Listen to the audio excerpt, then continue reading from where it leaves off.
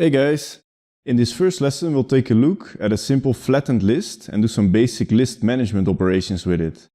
Grasshopper uses no object names to define an object, like most other programming languages, but Grasshopper places the object or objects into a list. So let's take a look at that. So let's fire up Grasshopper by typing Grasshopper in the command prompt. Now we're going to use a simple square grid for our flattened list. So let's go to Vector, and under Grid, let's select Square, which draws a 2D grid on a plane you specify, and the default is set to the XY plane, which is fine. Let me maximize the top view. And let me also insert a curve component, because we're going to be considered with the curves, not the points.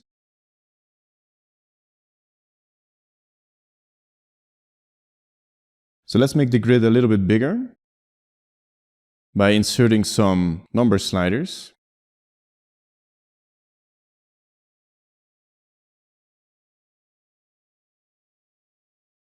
Let's set the maximum to 20. Let's copy it over one more time. Let's see. So let's set the EX to, let's say, 13. Or 14. And let's set the EY to, let's use 6. So we have a nice grid of squares. So as you can see, if I insert a param viewer, which allows us to see the data structure in Grasshopper, you see that this output is already organized into the data tree structure, which I'm going to talk about a little bit later in the course. But for now, we're going to flatten this list. So if you right-click on this component and just select Flatten, we just have one list without any data structure.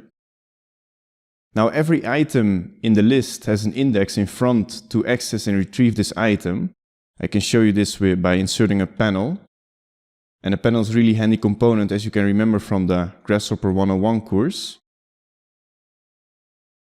to view the output of any component and see how the data is organized. So as you can see here, we have 84 polyline curves. I know the number says 83. But the thing is that every list starts at index 0. And this is very important to remember, that always in any list or in any programming language, the index starts at 0, so start counting at 0. So because Grasshopper orders its objects into list form, it can sometimes be a little bit problematic to access a certain item. But there are various components that make it easy and straightforward as possible. And we're going to take a look at some components that often are overlooked, but can be very helpful to you. So let's delete the panel component. And let's insert our list component. So let me also go to the Sets tab, because in this course we're mainly going to be preoccupied with this toolbar. So let's go to the List tab, let's open it up, and let's insert our list item. And this is the most straightforward component Grasshopper offers to retrieve an item from a list. And as you can remember from the 101, it basically asks us to insert the list you want to operate on and the index. So let's insert a number slider. And if you double click on the canvas and type in a number, let's say 23, Grasshopper automatically inserts a number slider and sets it to integers, which is really nice. It's a really nice shortcut. Now if I turn this component off, you see that this item is selected. And let me also set the wrap values to false so it doesn't wrap around. Here you can see I can just select any item in the list all the way until 84 or 83.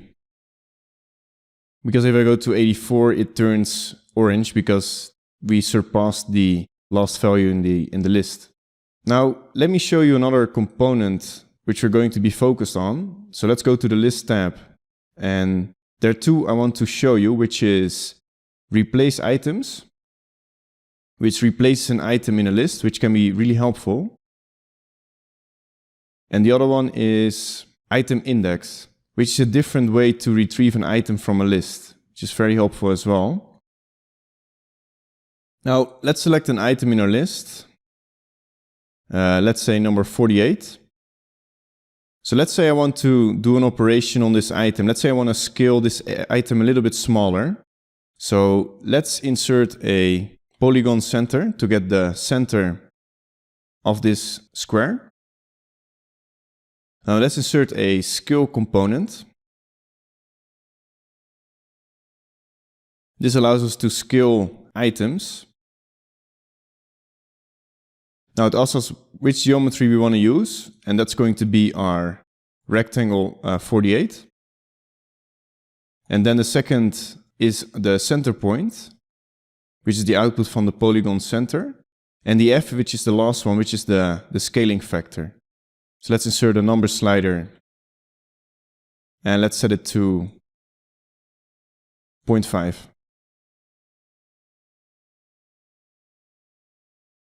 Now, let's say you want to replace number 48, or original 48, with the scaled 48 item.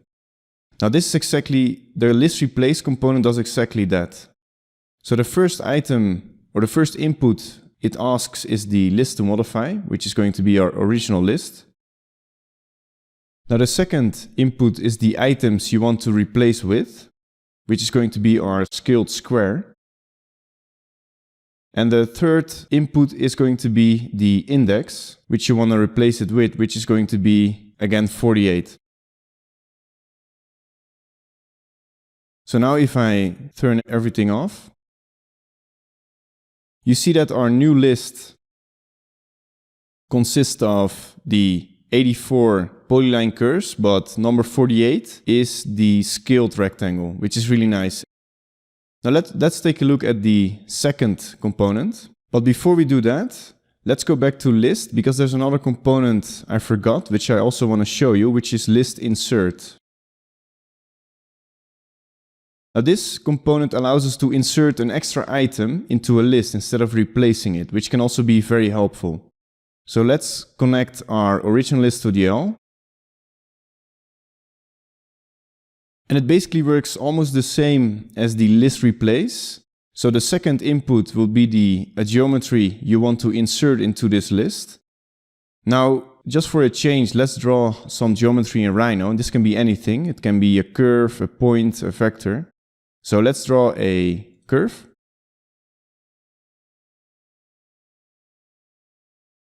Just a simple polyline curve. And let's reference it in Grasshopper.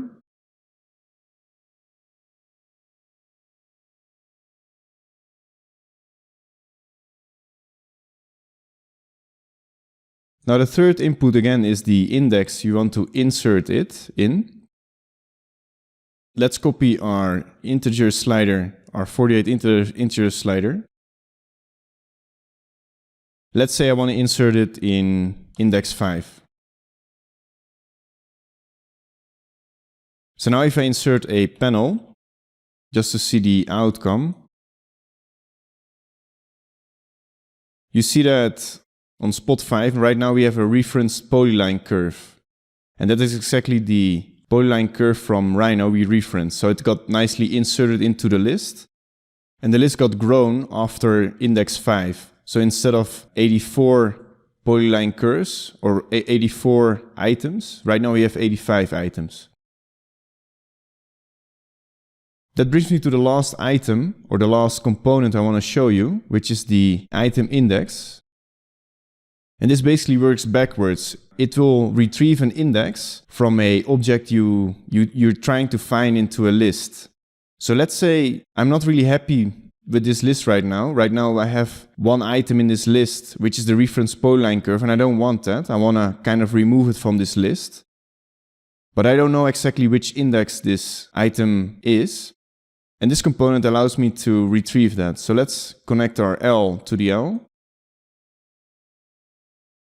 And the I, that's basically the item you want to search for. And that's going to be our reference curve. So if I connect this one to this one, and connect a panel to the output, you see that it tells us, okay, the item you're looking for is located at index 5. And this way you can kind of, instead of locating an object by its index, you can also locate the index by referencing its object. Great, so the last two components I want to show you are the null item and replace null items, which can also be very helpful. Now the null item, this component will basically go through a list and retrieves all the items and checks if there's any errors or any null values. Because let's say we clear this value, say clear values. And then we connect a panel to see the outcome.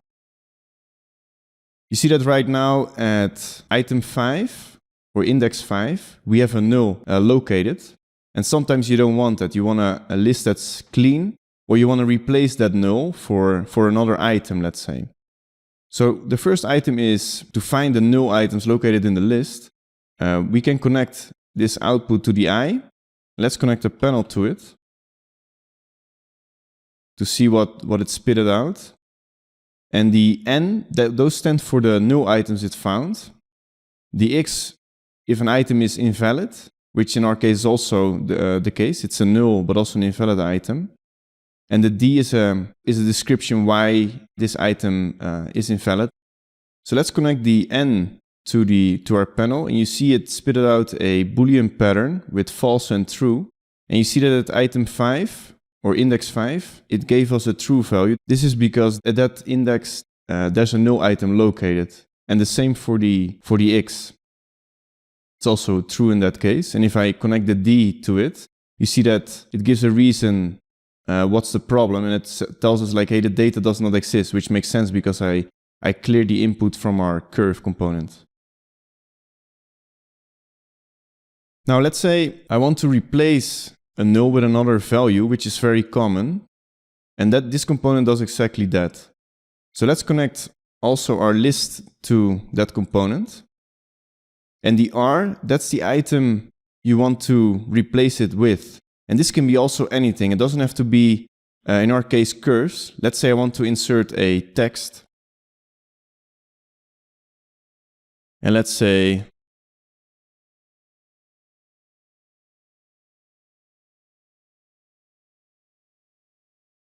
you want to insert this piece of text. And now if I connect a panel to see the outcome, you see that item 5, instead of saying null, it now says I'm not a null, which is a piece of text that we inserted, and the null got replaced with this piece of text. So this brings us to the end of the first lesson. In the next lesson, we're going to take a look at some more list management operation tools, which can be quite helpful as well. So see you in the next lesson.